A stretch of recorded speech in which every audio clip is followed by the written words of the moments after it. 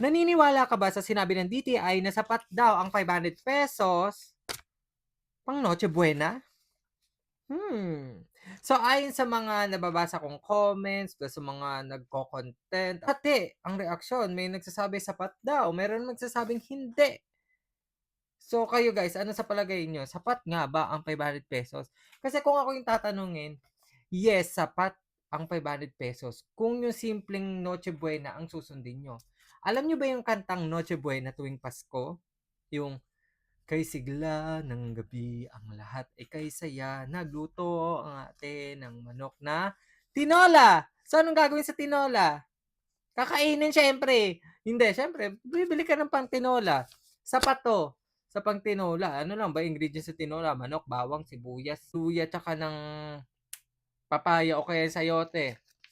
Eh, di may sukli pa.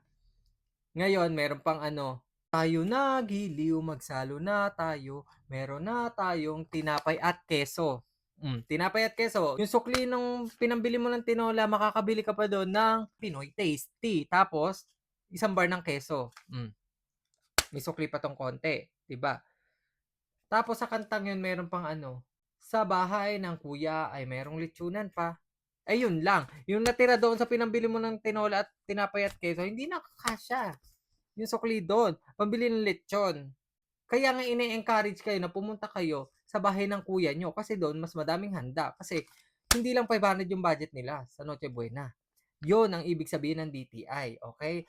Again, ang ibig sabihin ng DTI, 'pag naghanda kayo at hindi sapat yung 500 niyo, mangapit bahay kayo or pumunta kayo sa kaanak niyo na may mas maraming handa, ayan. 'Yun 'yun, nakikinig kasi.